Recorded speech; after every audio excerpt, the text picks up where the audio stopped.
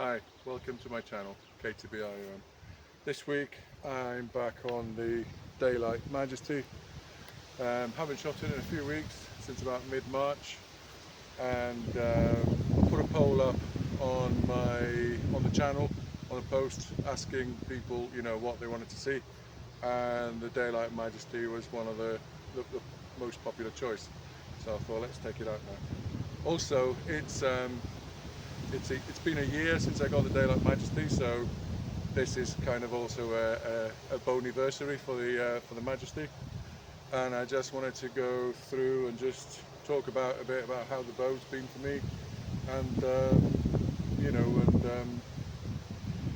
and do some shooting. So the bow, like I said, I got it May 24. And very quick, and I got it as a kind of apologies for the wind, it's just gone quite windy. It feels almost like we're heading into winter again. It's been raining a lot and windy, and of course, racing is going to start on Monday, so tomorrow. So it's that time of the year. Back to the bow. So yeah, I got it a year ago, and I bought it as a kind of impulse purchase because I had a discount from Amazon, and I've seen it listed in Amazon, I've seen it listed in eBay, and also in the Daylite website. But when I got this discount from Amazon, it brought the price down under £200, and it was limited time offer, and I thought, well, let's try it, because it's whoa, so the wind. Alright, okay, let's try this. Pause. Right, apologies. I've waited a few minutes for the wind to die down, and I'm not sure whether it's going to pick up again, but here we go. So the bow's a year old. I picked it up as an impulse purchase because the price was good, and I've used it as a kind of workhorse for the year because I didn't want to sort of overdo some of the other bows that I've got. And the few times that we had like scoring competition at my club, informal one, I've used it because it's given me the most consistent results. I don't know why, but when I did compare this bow to all the other bows that I had last summer, this one came out on top as the most consistent. So I've got a bit of quiet respect for this bow. I wasn't particularly taken by the sort of the carbon finish. It looks cool in a kind of way, the carbon, but this is just fake tape all over it, so it's not real carbon there. We do have 3K cross carbon on the belly. Let's see if you can see that with the reflection, but it's and you can see it, and it looks nice in a kind of high-tech kind of way, but it's not. It doesn't scream traditional though. But and when I did buy it, I was afraid that it might break because I'd seen reports of breakages for the Majesties. But according to the website, this is the reinforced second generation of the bow. So the first generation had clear fiberglass, and you could see the 3K cross carbon across the whole of the limb. On this one, it's kind of opaque on the top, and then halfway through the logo it clears, and it's the same on the top limb. So opaque and then clear. Well, I think there's a bit of rain coming as well.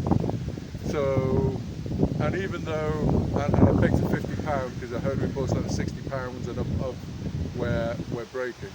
So I have to say that since I've got it, I haven't seen any kind of more reports of the Majesties breaking online, whether Reddit or YouTube or Facebook or anything. I have heard some reports of Monarchs breaking, but with Daylite, the warranty seems to be very good, and they replaced them, quite quickly, no quibble. So, that gives quite a bit of confidence in terms of, what happens if it breaks. So far so good for me. The bows behaved well, never had any surprises, no cracks, no noises or anything. It just performs, and like I said, it just feels really good.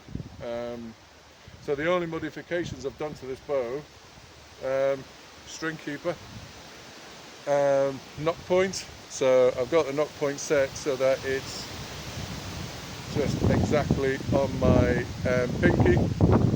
So using the traditional method, the balancing method. So yeah. I replaced the original all-round leather arrow press, which is like metallic blue, with this ray skin. Sort of, I haven't really polished the ray skin on the front or the back, and there's a bit of contact there where the arrow hits. So it's not rough as such. It's feels like, you know, plastic on a car. So I'm happy with that. It's not too much of a deal. And as you can see, there is a bit of contact on the grip area. So, and on the grip, I've put this kind of a tennis racket tape on the grip, on the Jum tongue, because the original grip is not a finished grip. It's basically a Jum tongue, and it's got a kind of a black fabric bandage stuck on top of the Jum tongue, so it doesn't give you any grip as such. I found it kind of a bit on the small side, a bit slippy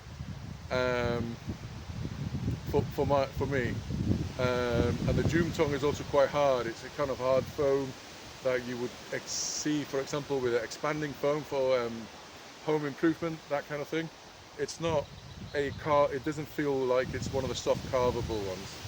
So essentially the grip is unfinished as standard. So I've bought some Jumpy, black Jumpy. So at some point I'll replace this one when it starts to unravel again, and just put a Jumpy on it, and that should be the business. So, and that's it pretty much.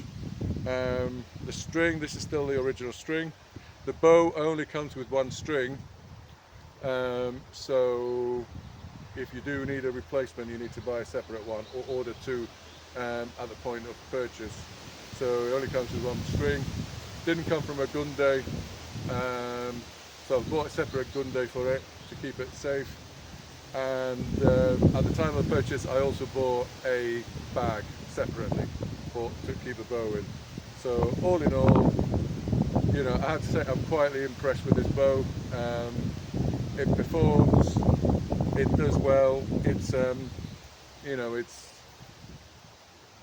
is a good bow. You know, I think Daylite or Hanuel, the original makers, you know, do know what they're doing, and it's a good bow. The other thing I like about this bow is that on the limbs it kind of tapers towards the arrow pass, so this section is quite thinner than the limbs over here. So, and you can see that on the coming out of the handle as well. But there's quite a bit of thickness there, so that's to reinforcement, I imagine. So the bow is what it is, yeah. I mean, overall, I don't regret the purchase. I've been quietly impressed, like I said. And if it did break, you know, it's easy enough to replace. Daylite shipped with DHL, so it only takes a week to get here. So I think it's the easiest and most accessible Korean bow that you could get, short of walking into a shop and picking up off a shelf. But if you haven't got a shop near you, this is probably the easiest one you can get. Or the Monarch, yeah. I mean, I'd recommend the Monarch or this one because of the grip, and also because the Monarch is a rebranded HMG, Gyeongmugung, and that is the most popular bow used in Korea for shooting. I think somebody mentioned about 30% of all bows are HMGs. So even though it's got the silvery, shiny silver thing, which again is a matter of taste, it's still underneath it, it's still a very competent bow.